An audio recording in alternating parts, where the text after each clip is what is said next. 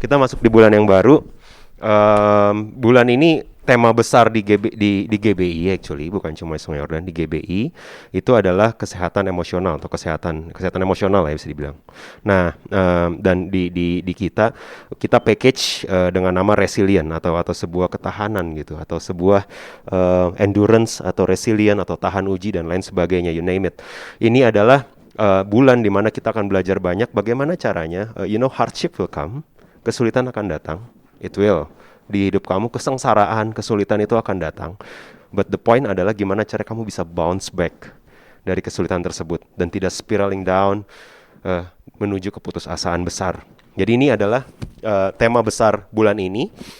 Dan judul khotbah hari ini adalah harap-harap cemas. Oke. Judul khotbah hari ini adalah harap-harap cemas. Before we start, ada beberapa hal yang saya mau baca dari Roma 5 ayat 3 onwards. Roma 5, surat Paulus kepada jemaat di Roma. Dikatakan seperti ini, dan bukan hanya itu saja, kita malah bermegah juga dalam kesengsaraan kita, karena kita tahu bahwa kesengsaraan itu menimbulkan ketekunan, dan ketekunan menimbulkan tahan uji, dan tahan uji menimbulkan pengharapan. If there's any verse, kalau ada ayat yang bulan ini harus jadi ayat hafalan, itu Roma 5 ayat 3-5, oke? Dan pengharapan tidak mengecewakan karena kasih Allah telah dicurahkan di dalam hati kita oleh Roh Kudus yang telah dikaruniakan kepada kita. Di Komsel saya yakin kita akan sering membahas Roma 5 ini sepanjang bulan ini. Dan di sini Paulus lagi menulis bahwa kesengsaraan itu adalah sesuatu yang harus kamu sombongkan atau bermegah dalam kesengsaraan. Karena kita tahu bahwa kesengsaraan menimbulkan ketekunan tahan uji, dan tahan uji adalah pengharapan. So yang Paulus sedang katakan, pengharapan itu muncul ketika triggernya adalah kesengsaraan. Interesting. Karena setiap kali kita sengsara, kita berpikir tidak ada harapan, betul? Ketika kamu dalam hardship, kamu berpikir nggak ada harapan nih. Whichever aspek di hidup kamu. Kerjaan gue nggak ada harapan. Relationship gue nggak ada harapan. Keluarga gue dipulihkan, no hope, nggak ada harapan. Paulus lagi bilang di jemaat Roma, it's the other way around. Setiap kesengsaraan adalah trigger untuk kamu bisa punya pengharapan yang benar. Oke, jadi sepanjang bulan ini kita akan melihat dan belajar bagaimana melihat bahwa kesengsaraan menimbulkan ketekunan menimbulkan karakter atau tahan uji, dan tahan uji menimbulkan harapan. Tapi saya bisa bilang bahwa cuma karena kamu ke gereja, cuma karena kamu beribadah, cuma karena kamu orang Kristen, bukan berarti kesengsaraan yang datang ke kamu, boom, jadi harapan. Karena tergantung respon. Ada orang yang sengsara terus hidupnya gitu ya. Dan meskipun dia percaya Tuhan, tapi kalau responnya salah, dia akan sengsara terus dan berujung pada keputusasaan dan bukan harapan. Ini yang akan kita gali hari ini. Ada orang yang ada hardship di hidupnya, it doesn't matter, treasure, time, talents-nya begitu bagus ya. Keren banget gitu orang ini yang akan kita bahas nih. Kayak gila, semua mujizat bukan cuma dia bring, dia juga bawa pertobatan, dia juga show God is great dan lain sebagainya. Tapi ketika dia tidak bisa merespon kesengsaraan dengan benar, dia berujung pada keputusasaan. Dan ini yang jangan sampai terjadi sama setiap kita. Tuhan bisa menyertai, tapi kalau kamu tetap pilih untuk merespon dengan salah, akan berujung pada keputusasaan. This is where I think kita harus bounce. Di bulan ini kita akan hajar nih, gimana caranya kesengsaraan akan datang dalam hidup kamu, gimana caranya bounce back. Oke? So, kalau dibilang, saya pernah berpikir waktu saya a bit younger, saya pernah berpikir bahwa kalau orang yang cemas, kalau orang yang khawatir, kalau orang yang takut, itu kurang iman. Sebagai orang Kristen kita berpikir demikian, betul? Karena kalau dia punya iman, kenapa harus takut? Kan ada Tuhan, Tuhan lu mana, Azik? Pernah dengar yang kayak gitu? Kenapa kalau ada Tuhan harus takut? Kenapa kalau ada Tuhan kamu harus sedih? Nggak usah sedih lah kayak orang yang nggak punya Tuhan. Padahal, habis kehilangan ponakan gitu. True story. Saya kehilangan ponakan dan seorang tante datang ke saya dan bilang, hey, nggak usah sedih, Tuhan baik. Oh, do you know how hard it is di situasi kayak gitu? Karena yang ini kesalahpahaman yang perlu kita bantai. Emotions are fine. What your feelings are real. Your feelings are real. Yang kamu rasakan itu real. Kalau kamu sedih, so be it. Kenapa ada satu kitab yang judulnya Ratapan? Karena kalau kamu feeling sad, you are feeling sad, and that's okay, dan Tuhan acknowledge itu. Kalau kamu feeling jijik, Tuhan juga acknowledge itu. Tuhan bilang kalau kamu jijiklah sama ketidakadilan, jijiklah sama orang yang hypocrites. Kalau kamu marah, hey, Tuhan pun marah. These feelings are real, dan Tuhan juga showing those emotions waktu dia jadi Yesus dan show us. Dia bilang kayak terkutuk kamu ular beludak gitu ya. Kamu pikir dia lagi calm, collected gitu, dan sangat santai. Dia bilang terkutuk kalian. Enggak, dia lagi marah gitu sama orang-orang Farisi dan di elites kan. So I'm just saying bahwa emotions itu bukan supposed untuk dipendem. Emotions itu real, dan bawa itu dengan cara yang benar. Di Alkitab menulis apa yang harus kamu lakukan ketika kamu merasakan emosi-emosi demikian. Waktu kamu berbahagia menerima sesuatu, Alkitab bilang, hey, tahu nggak? Lebih berbahagia memberi daripada menerima. Jadi apa 6 emosi itu yang ada filmnya dan lain sebagainya? The Bible, the principles is always biblical. Kalau kamu feel disgust untuk hal yang benar. Kalau kamu anger, kalau kamu marah, nggak apa-apa, tapi jangan biarkan matahari terbenam sebelum padam amarahmu. Selesaikan. Confront whatever you need to do. Kalau kamu feel sad, bawa itu ke Tuhan. Aku mengarahkan pandanganku ke gunung, ke langit. Dari mana datang pengharapanku, kata Daud. Dia lagi di posisi down, lagi posisi jatuh, dia ngelihat dan cari Tuhan. So, these feelings are real. A healthy Christians, orang Kristen yang sehat bukan orang Kristen yang tidak punya feeling karena faith-nya terlalu kuat. Okay?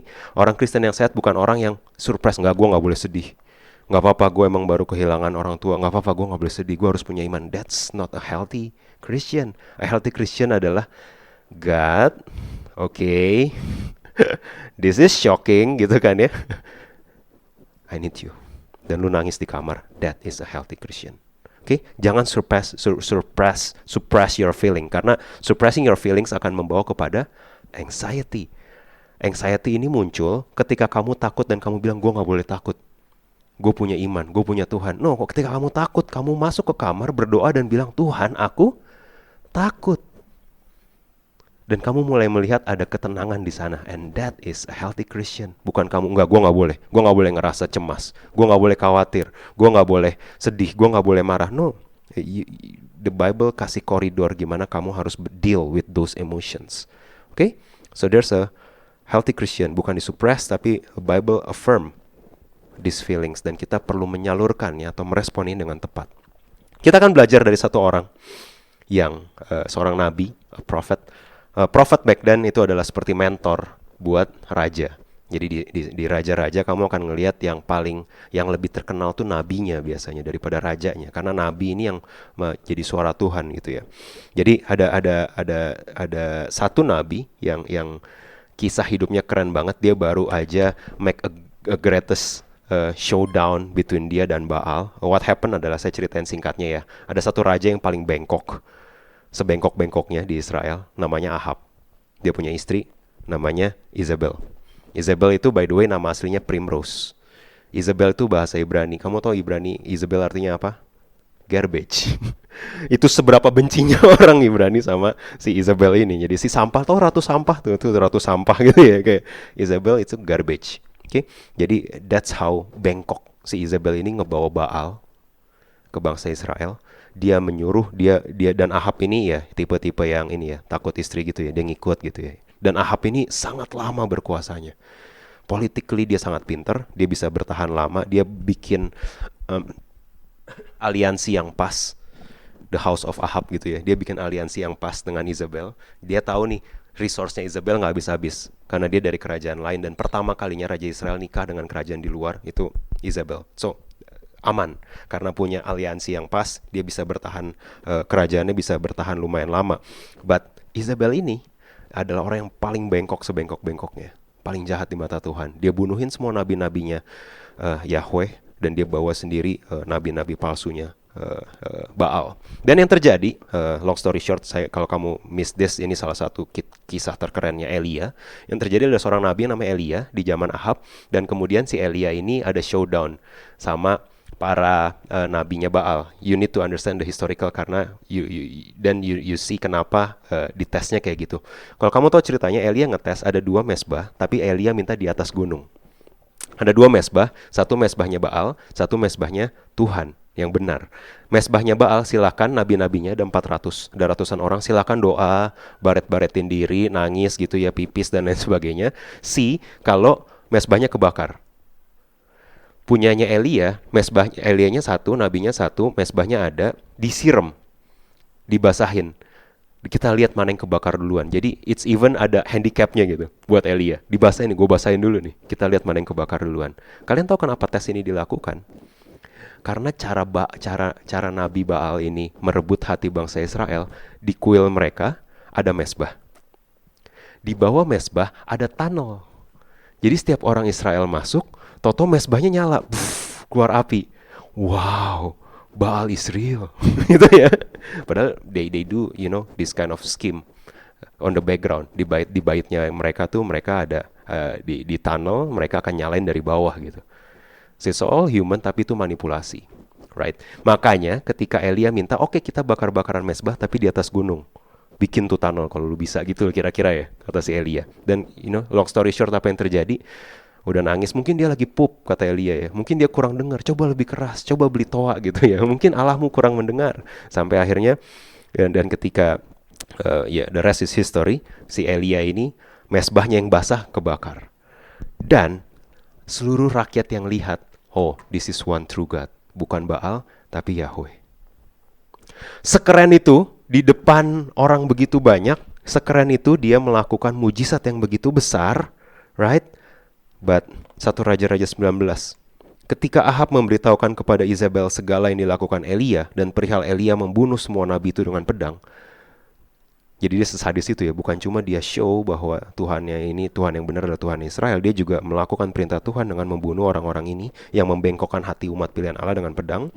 Maka Isabel menyuruh seorang suruhan mengatakan kepada Elia, beginilah kiranya para Allah menghukum aku. Bahkan lebih lagi daripada itu, jika besok kira-kira pada waktu ini aku tidak membuat nyawamu sama seperti nyawa salah seorang dari mereka itu. So ada satu ancaman dari Isabel yang bilang, hey, see, this time tomorrow lu akan mati seperti nabi-nabi ini. Maka takutlah ia, si Elia, lalu ia bangkit dan pergi menyelamatkan nyawanya. Dan setelah sampai ke Beersheba yang termasuk wilayah Yehuda, ia meninggalkan bujangnya di sana. Tetapi ia sendiri masuk ke padang gurun sehari perjalanan jauhnya, lalu duduk di bawah sebuah pohon arar. Kemudian ia ingin mati, katanya, cukuplah itu.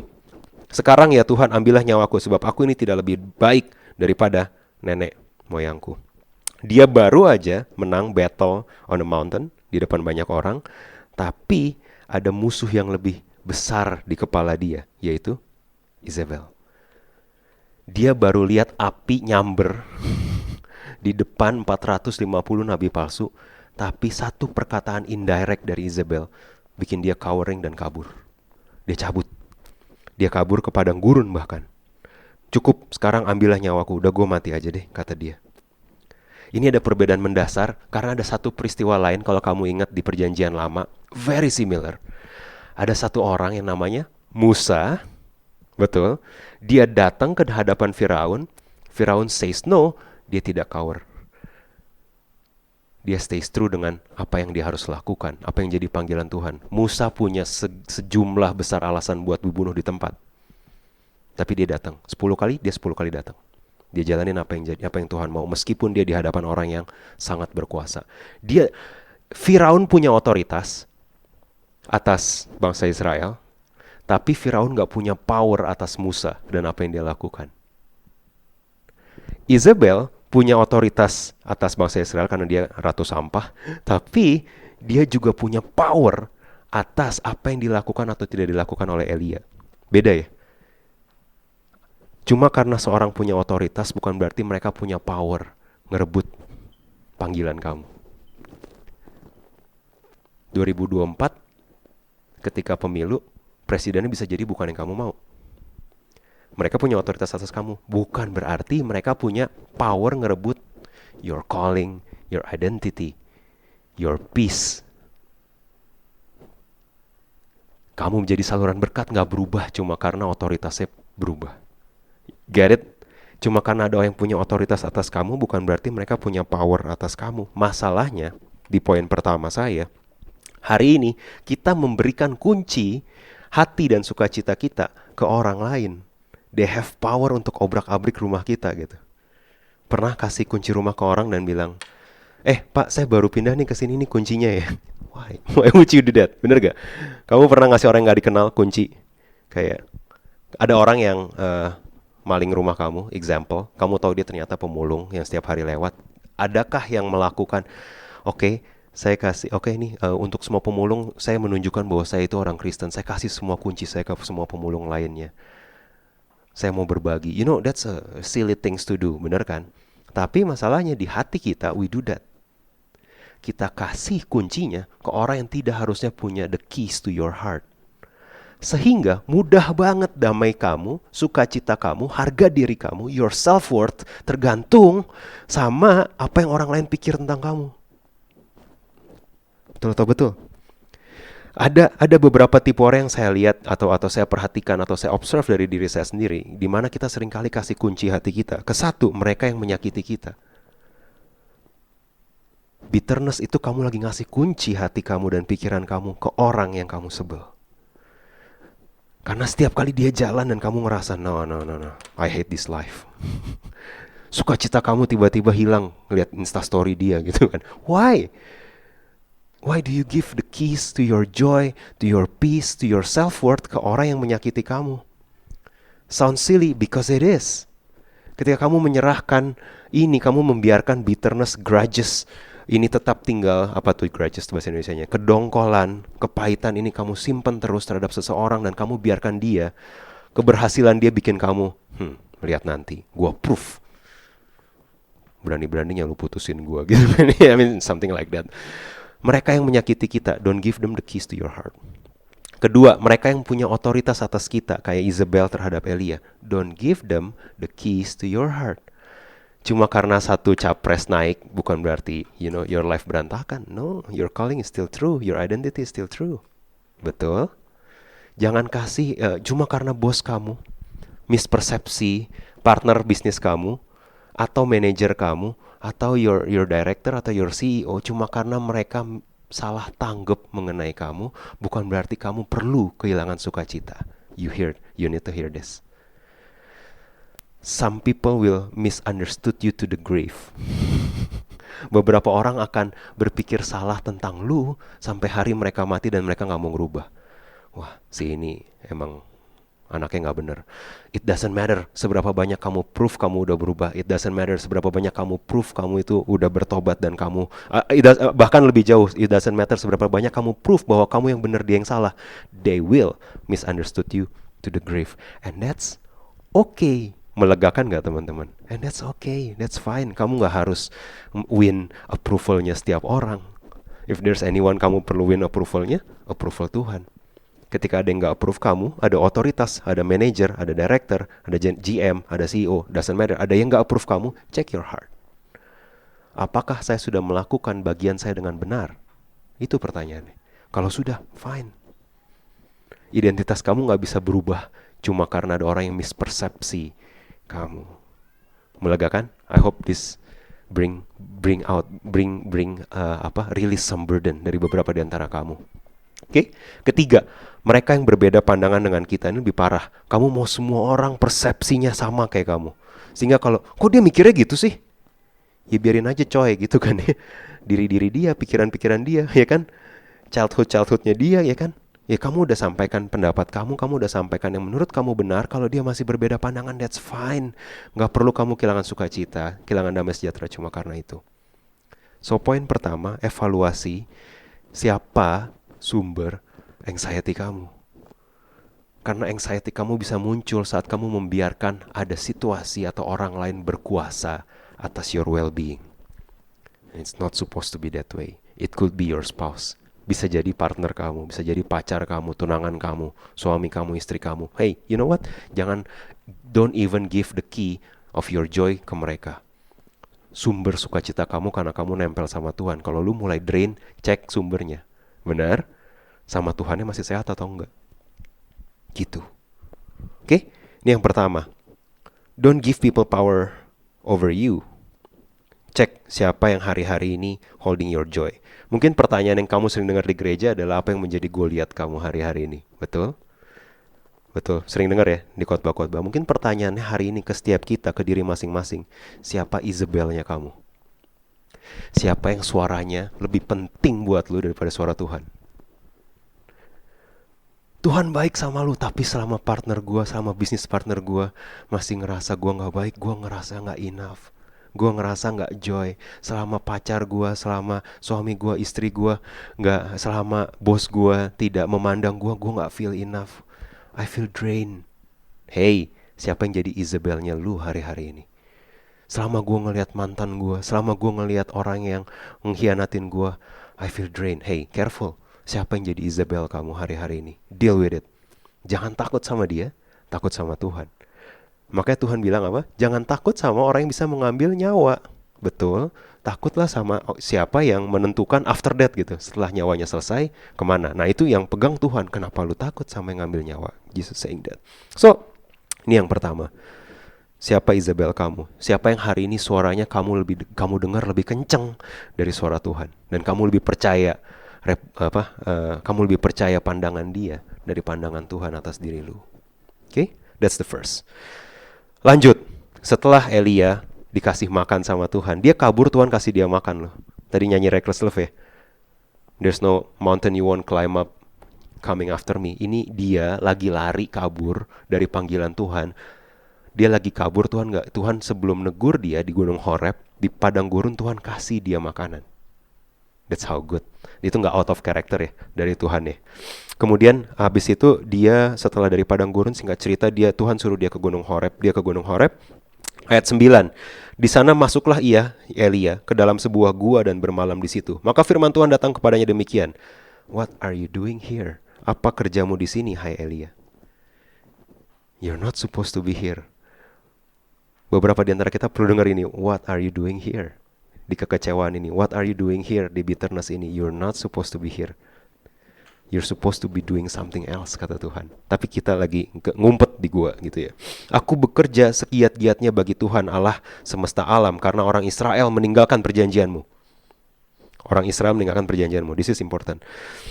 Meruntuhkan mezbahmu dan membunuh nabi-nabimu dengan pedang. Only me, hanya aku seorang dirilah yang masih hidup, dan mereka ingin mencabut nyawaku. Dia lagi ngadu ke Tuhan. Orang Israel, orang pilihanmu ini meninggalkan perjanjianmu, meruntuhkan mezbahmu dan membunuh nabi-nabimu. Pay attention. Ini 1 Raja-Raja 19 ayat 10. Oke? Kalau kita balik di 1 Raja-Raja 18 ayat 3, apakah feelingnya Elia ini validate, benar atau tidak? Apakah fakta yang di kepala dia benar atau tidak? Kita baca 1 Raja-Raja 18 ayat 3. Sebab itu Ahab telah memanggil Obaja menjadi kepala istana. Obaja itu seorang yang sungguh-sungguh takut akan Tuhan.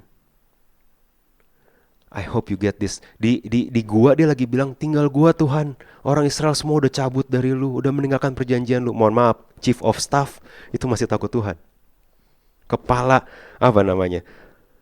istana itu Obaja masih takut Tuhan loh. Dia masih punya alliance loh. Di meja hand of king-nya tuh masih takut Tuhan gitu. Jadi kenapa dia sebegitu takutnya ini nge-cloud his judgment dan the reality? Waduh, gue udah habis deh. Tuhan, gue mati aja deh, Israel gue give up. Padahal Obaja itu seorang yang sungguh-sungguh takut Tuhan. Lebih jauh ayat 38 setelah dia bring mezbahnya kebakar, kita baca ya. Lalu turunlah api Tuhan menyambar habis korban bakaran, kayu api, batu dan tanah semua kebakar. Bahkan air dalam parit itu habis dijilatnya. Ketika, boleh baca sama-sama? Ketika siapa? Seluruh rakyat melihat kejadian itu, sujudlah mereka serta berkata, Tuhan, dialah Allah, Tuhan, dialah Allah. Do you get this? Dia tadi lagi bilang apa? Tinggal saya, seluruh bangsa Israel meninggal. Ketika lu biarkan kepala lu filled with anxiety, lu akan mulai clouded tentang kebaikan Tuhan yang ada di depan mata lu, man. Bahkan seluruh rakyat yang ngelihat kejadian itu udah bilang, okay, no more Baal, Yahweh is one true God. Ini Tuhan yang benar. Tuhan, dialah Allah. Tuhan, dialah Allah. Anything yang di-repeat di scripture di masa itu, ini adalah sesuatu yang very very important. Seluruh rakyat bilang Tuhan dialah Allah, Tuhan dialah Allah. What do they need? Adalah seorang nabi yang stand for them. Betul. Ketika Ahab nih pelin-pelan takut bini gitu ya. Ketika Isabel try to bunuh gitu ya. Yang rakyat itu perlu adalah nabi yang maju. Tapi nabinya lagi kabur dan bilang, no, seluruh Israel. Orang Israel meninggalkan perjanjianmu. Dia budek atau apa gitu ya. Maksudnya dia kan dengar ya orang teriak-teriak, Tuhan dialah Allah, Tuhan dialah Allah. Ini yang akan terjadi ketika kita membiarkan anxiety overcome and overpower you. Oke, ayat berikutnya. Tuhan sampai bilang, keluarlah dan berdiri di atas gunung itu di hadapan Tuhan. Maka Tuhan lalu, Tuhan akan lewat. Angin besar dan kuat yang membelah gunung-gunung dan memecahkan bukit batu mendahului Tuhan. Tapi tidak ada Tuhan dalam angin itu. Dan sesudah angin itu datanglah gempa, tapi tidak ada Tuhan dalam gempa itu. Dan sesudah gempa itu datanglah api, tetapi tidak ada Tuhan dalam api itu. Dan sesudah api itu datanglah bunyi angin sepoi-sepoi basah. Yang terjadi di ayat ini adalah, kalau teman-teman perhatikan konteksnya, Tuhan lagi show. Lu takut sama Isabel? Really? Ini Tuhan yang bisa datengin angin ribut di dalam gua, guys. Dia nggak perlu ada di danau buat ngerasain angin ribut. Lu lagi di gua, didatengin angin ributnya. Lagi di dalam gua, tiba-tiba earthquake di situ. Lagi dalam gua, tiba-tiba api muncul. Elia di dalam gua yang belum mau keluar, dia ngelihat all of this. Dia tiba-tiba ngerasain gempa, kayak Petrus di prison. Dia tiba-tiba mendengar angin ribut, kayak Ayub waktu lagi ditegur Tuhan. Dia tiba-tiba ngelihat api, exactly the same fire yang dia lihat beberapa hari yang lalu. But still, semua mujizat di depan mata dia tidak membuat dia acknowledge Tuhan masih menyertai dia. Ketika dia kalah dengan kecemasan. This is how dangerous ketika lu spiraling down dengan your anxiety dan kecemasan. Kenapa Yesus sampai bilang explicitly, datanglah kepadaku yang letih lesu dan berbeban berat, aku akan memberi kelegaan. Dia gak bilang datang yang takut, aku memberi keberanian. No. Dia gak bilang datang yang sedih, aku akan menghibur. Yes, ada Roh Kudus, tapi gak straightforward itu. Yang dia bilang yang letih lesu, yang berbeban berat, yang khawatir, datang kepadaku, I will give you kelegaan. Karena ketika ada orang yang dengan kekhawatirannya dia ngumpet di gua, bahkan Tuhan show big things, dia still miss that. Segera sesudah Elia mendengarnya, ia menyelubungi mukanya dengan jubahnya lalu pergi keluar dan berdiri di pintu gua itu. Maka datanglah suaranya kepadanya yang berbunyi, again, apakah kerjamu di sini, hai Elia? The same question. Karena Elia gak keluar pertama kali ditanya. Jawabnya, aku bekerja segiat-giatnya bagi Tuhan Allah semesta alam. Karena orang Israel meninggalkan perjanjianmu, meruntuhkan mezbah-mezbahmu dan membunuh nabi-nabimu dengan pedang. Hanya aku seorang dirilah yang masih hidup dan mereka ingin mencabut nyawaku. Saya nggak salah copy paste ayat. You get what I'm going? Saya nggak salah copy paste ayat. Even setelah Elia ngelihat all those great things yang tiba-tiba kejadian di gua, dia dengar suara Tuhan nanya ke dia 2 kali, jawaban dia masih sama. Berapa banyak di antara kita yang saking hidup dalam kecemasan, kamu bisa lihat banyak berkat Tuhan yang lebih baik dari sebelumnya. Kamu bisa melihat banyak mujizat dan penyertaan Tuhan yang jauh lebih baik dari sebelumnya. But still, jawaban kamu sama. Tahun depan gue gimana ya? See? Angin yang sama, api yang sama, earthquake tidak ngerubah jawaban Elia. Jawaban dia masih sama karena dia hidup dalam kecemasan. Hey, let me tell you this. Ini sangat menakutkan buat kita, betul? Kalau nabi yang sekeren Elia aja, ketika dia membiarkan anxiety take over, dia bisa kayak gini. Kita gak lebih baik, guys. Kita gak lebih baik. Kalau lu kayak gua, lagi ada di season yang anxious, yang penuh dengan anxiety, ada di season yang penuh dengan kecemasan dan kekhawatiran. Kalau kamu membiarkan ngasih kunci hati dan self-worth lu ke orang lain, ada patterns yang perlu kita break hari ini. That's what I'm saying. Ketika kita hidup dalam kecemasan, kita melihat masa lalu, kita tahu Tuhan bekerja, but still kita sulit bersaksi dan mengucap syukur. Bener gak? Beberapa banyak dari kamu yang hari ini dengar, oh tahun depan resesi dan kamu mulai takut. Tahun depan resesi krisis, kamu mulai takut. 2023 krisis dan kamu mulai takut. Tahun depan gue gimana ya? Tahun depan keuangan gue gimana ya? Kalau gue di-cut gimana ya? Kamu lupa, ini 2000 berapa? 2022 kan ya? Bener ya? Tahun depan 2023 kan? Kamu lupa, di 2021, Tuhan menyelamatkan kamu dari Delta. Itu yang ngerusak paru-paru lu, ini cuma ngerusak tabungan lu gitu. Kenapa lebih takut sama yang rusak tabungan daripada yang rusak paru-paru? Does this make sense? Ketika kamu hidup dalam kecemasan dan ketakutan, kamu sulit bersaksi dan mengucap syukur. The same God yang bring you through 2020 dan 2021, the same God yang waktu orang-orang kehilangan pekerjaan, kamu mungkin kehilangan pekerjaan but you still survive, the same God will be there di 2023. Tapi kalau kamu membiarkan kamu kecemasan melingkupi kamu gak bisa ngelihat ini. Oke? Masa kini tidak sadar dengan anugerah dan mujizat Tuhan di depan mata. Sama kayak Elia. Masa depan sulit merencanakan dan tidak memfaktorkan Tuhan dalam perencanaan masa depan kamu. Ketika kamu hidup dalam kecemasan, bukankah kerjaan kamu lebih berantakan? Ada yang pernah ngelewatin itu? Lu cemas nih di kantor, ada satu hal yang kamu gak bisa selesain, ada satu hal yang kamu pendem, dan kamu ngerasa kamu nggak safe dan kamu anxious. Siapa yang pernah di sini through that season dan kamu ngelihat waktu kamu cemas, waktu kamu membiarkan diri kamu anxious, pekerjaan kamu justru semakin jelek. Bener gak? Karena kamu gak bisa think clearly, kamu gak bisa berpikir dengan jernih, kamu gak bisa berpikir gue harusnya gini, gue harus gini, gue harus jawabnya gini. Gak bisa, karena anxiety overcomes you, sehingga apapun masalah yang datang kamu bacok mood gitu ya. Bener gak?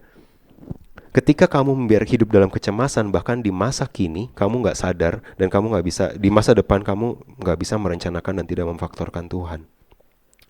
Kalau kamu yang hidup kecemasan, saya perlu address ini specifically. Kalau kamu yang hidup dalam kecemasan, kamu cemas, kamu takut dikhianati. Kamu cemas, kamu takut keluarga kamu yang baru, rumah tanggamu yang baru kayak rumah tangga papa mama kamu. Dan kamu cemas, kamu anxious. Gimana ya kalau gue diselingkuhin kayak bokap gue? Gimana ya kalau gue diselingkuhin kayak nyokap gue? I need to be frank with you. Kalau kamu hidup dalam kecemasan dan ketakutan, you are missing being present as a partner yang Tuhan udah tempatin buat pasangan kamu. Dan kamu hidup dalam ketakutan, kecemasan, overprotection, kecurigaan, dan lain sebagainya. Yang actually spiraling you down. Betul? So, kecemasan ini adalah hal yang perlu kita deal with. Kamu gak harusnya anxious. Kamu bisa takut, kamu bisa sedih, kamu bisa jijik, kamu bisa bawa itu ke Tuhan. Tapi kamu gak boleh cemas terlalu lama. Kamu harus bounce back. Got it? Kecemasan membuat kita melupakan peran Tuhan di masa lalu, melewatkan peran Tuhan di saat ini, dan mengucilkan peran Tuhan di masa depan. Living with anxiety membuat kamu lupa seberapa gedenya Tuhan yang lindungin kamu back then, seberapa aktifnya Tuhan hari ini lagi nolong lu. Betul, kamu gak bisa ngeliat itu karena kamu lagi anxious.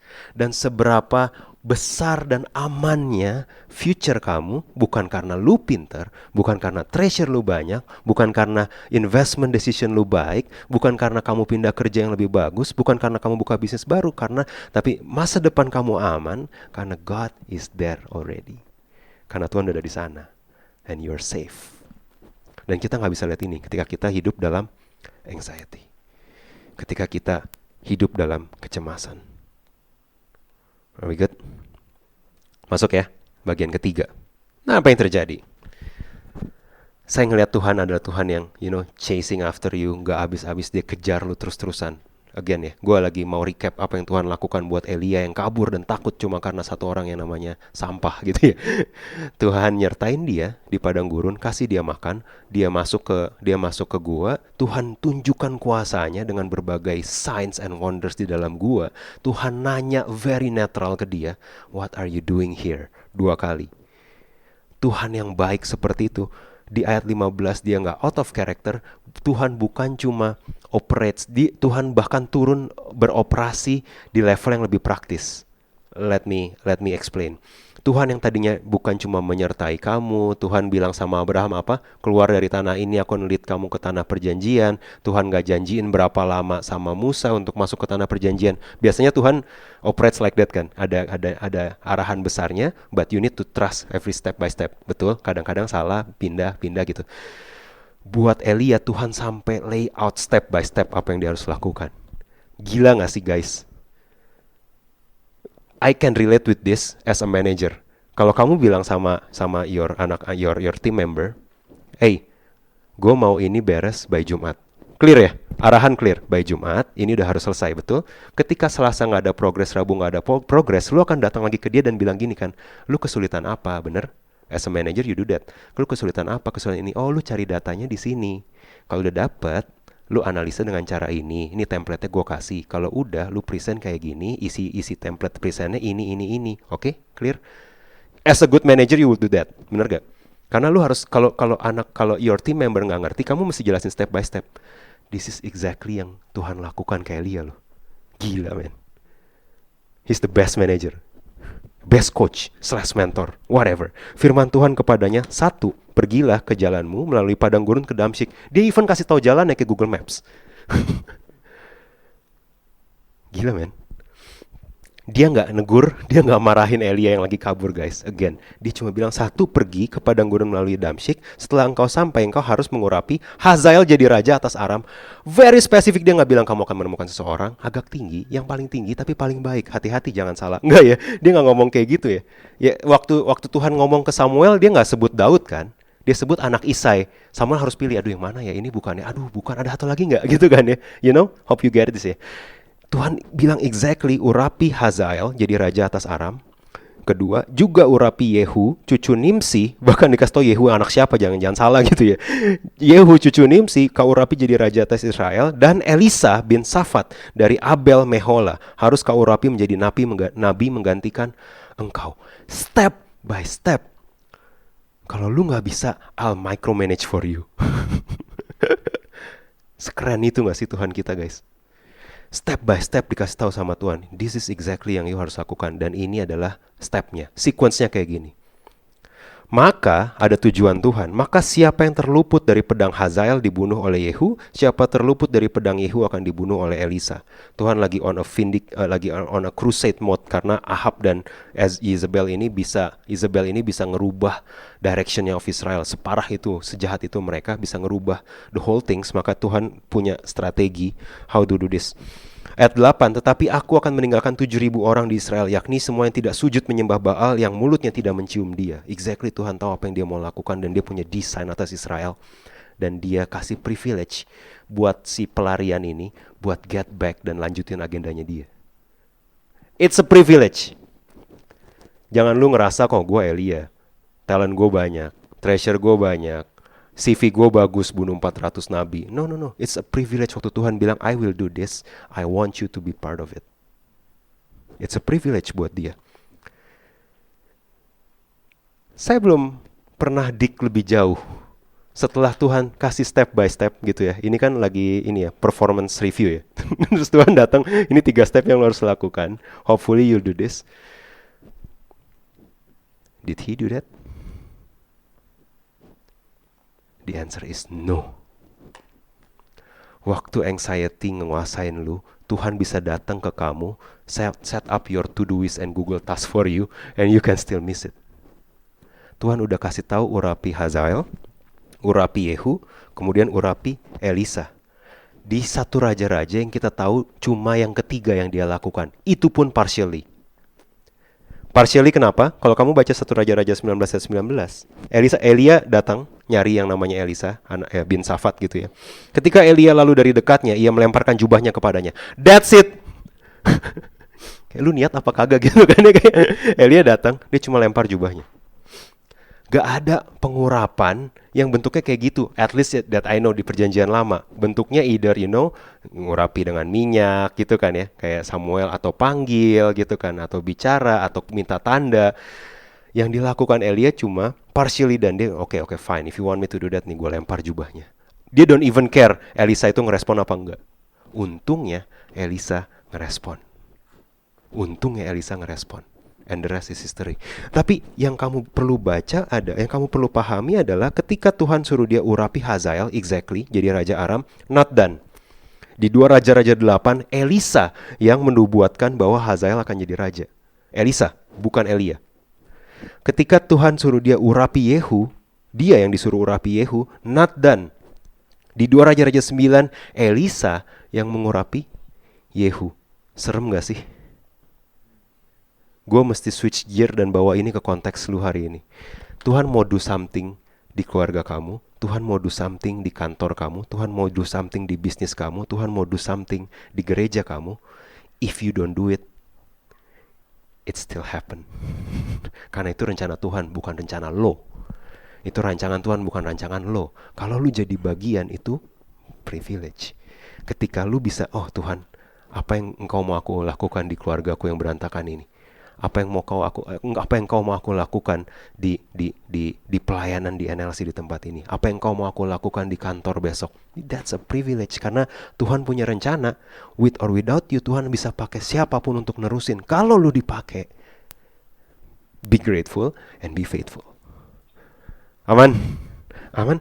Karena it's not done. Not done tapi gak matters, karena Israel sepenting itu buat Tuhan. Kalau Elia gak bisa do it, fine, Elisa will do that. Dengan double portion urapan. Tuhan berkati double portion urapannya, kuasanya dari Elia. Karena Elia don't want to do it. Bahaya banget gak sih? Dan gue ngerasa kayak ini resonates banget ketika kamu dalam kondisi anxious dan kamu membiarkan kamu hidup dalam anxiety begitu lama. Kamu mulai ngelihat beberapa hal berantakan di semua aspek. Across aspek kehidupan kamu mulai pada berantakan. Karena kecemasan selalu membawa pada disobedience dan menjauhkan kita dari panggilan Tuhan. Kalau kamu hidup dalam kecemasan dan tidak merespon dengan benar, kamu akan hidup dalam disobedience. Tuhan suruh kamu udah kayak distorted. That's the word. Ketika kamu hidup dalam kecemasan, apa yang Tuhan suruh akan distorted dan kamu gak bisa ngebedain lagi yang Tuhan mau yang mana sebenarnya. Karena kamu terlalu takut, terlalu cemas dan membiarkan itu menguasai hidup kamu. Oke, kecemasan selalu berujung pada ketidaktaatan, dan ketidaktaatan tadi kita lihat berujung pada keputusasaan. Nggak ada artinya lagi, exactly, karena panggilan hidup kamu bukan masuk ke gua. Nah, I'm gonna close with the second area, the second illustration, the second story of this. Tadi kita scene-nya ada di Gunung Karmel yang begitu keren, showdown terjadi, dan di Gunung Horeb di mana kecemasan melingkupi Elia.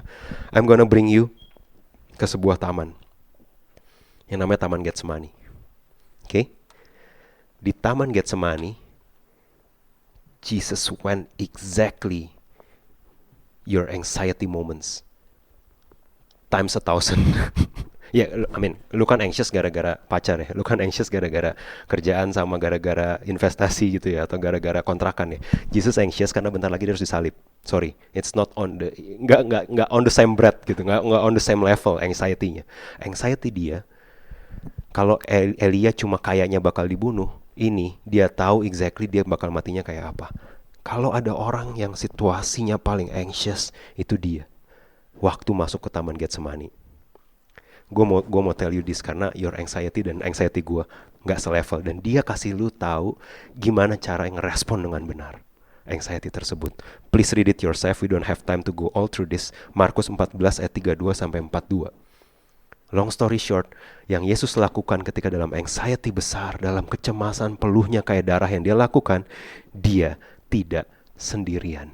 Betul? Diajak 3 muridnya, betul? Kalau Yesus butuh komsel, kenapa lu gak butuh? Ouch, that's too harsh. Kalau Yesus perlu orang-orang di mana dia bisa vulnerable dan dia bisa bilang, hey, I need you to pray for me. Kalau Yesus butuh itu, kenapa kita ngerasa lebih kuat dan gak butuh? Yesus gak membiarkan dia sendiri. Dia tahu dia gak bisa sendirian. Dia ajak 3 orang ini. Dalam anxiety dia yang begitu besar, dia tetap terhubung sama Bapa. Dan dia tetap terhubung sama orang-orang yang dia percaya, 3 muridnya.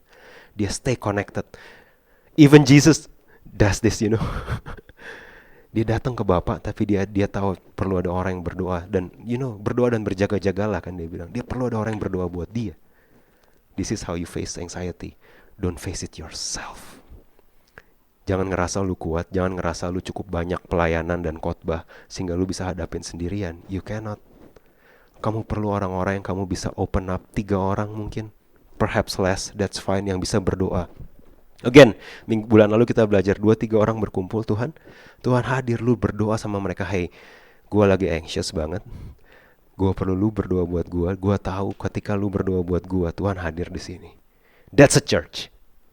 Okay?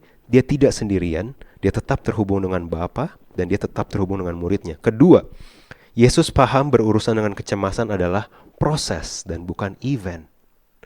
Dia tahu anxiety itu bukan ditumpang tangan terus hilang anxiety-nya. No, perlu beberapa kali. Kalau kamu baca di Markus 14 ayat 32, this is a homework for you. Baca Markus 14 ayat 32 sampai 42. Yesus berdoa, dia lihat murid-muridnya tidur. Habis tidur udah ya, gue udah doa, udah ya pulang ya. Udah prayer meetingnya ya, ayo kita pulang gitu. Enggak ya. Ketika dia dapetin murid-muridnya tidur, dia bangunin, suruh berdoa, dia ngapain? Dia berdoa lagi. Karena the anxiety is still there. Nggak instan guys. Kalau Yesus aja nggak instan, kenapa gua berharap instan anxiety gue diangkat sama Tuhan? Perlu cari terus Tuhannya, datang terus ke komselnya. Yang Tuhan lakukan itu. Sekali ketiduran balik. Masih anxious, dia lihat, aduh murid-murid gue mana ya? Dia datang, murid-muridnya lagi tidur. Hey, I don't know. Dulu gue berpikir murid-muridnya tidur karena they didn't care about Jesus. I don't think so. Makin kesini gue berpikir bahwa mereka beneran lagi care banget gitu. Mereka tahu Tuhannya lagi anxious. Tapi mereka terlalu capek dan don't know what to do. They just tired and they go to sleep. Dan Tuhan cuma bangunin mereka dan bilang, hey doain lagi dong. Gila man, ini a moment of love yang gue gak pernah ngeliat dari pandangan itu sebelumnya. Dia bangunin murid-muridnya, dia balik lagi ke Bapa buat berdoa lagi. 3 kali dia datang ke murid-muridnya, bangunin lagi, dia balik lagi ke Bapa. Kalau Tuhan aja butuh beberapa kali proses sampai dia bisa, okay, let's go and face it. Di akhir, towards ayat 42 Tuhan bilang, okay, the time's come. I'm ready now. Kalau Tuhan aja butuh beberapa kali loh untuk lepas dari kecemasan ini. Kita lupa berdoa. Tuhan aja berdoa sekali gak cukup. Berdoa dan minta murid-muridnya berdoa sekali gak cukup. Dia tahu berurusan dengan anxiety ini proses, it's an ongoing process. Dia perlu lakukan terus sampai dia menang dan jalan lagi ke panggilan dia. Dia bisa kabur? Bisa. Bisa kabur seriously. Orang bangsa Yahudi itu for some reason atau Romawi, whichever, mereka bahkan butuh Yudas buat ngenalin Yesus yang mana, betul?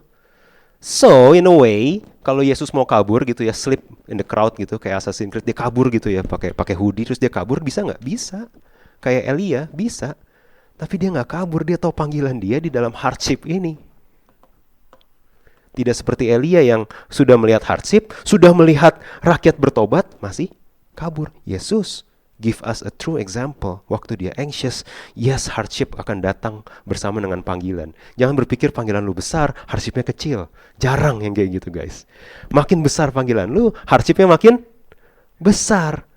Anxiety-nya yang datang dengan hardship juga akan semakin besar. Makanya makin perlu nempel sama Tuhan. Yang ketiga, Yesus menerima panggilannya dan memenuhi tujuannya.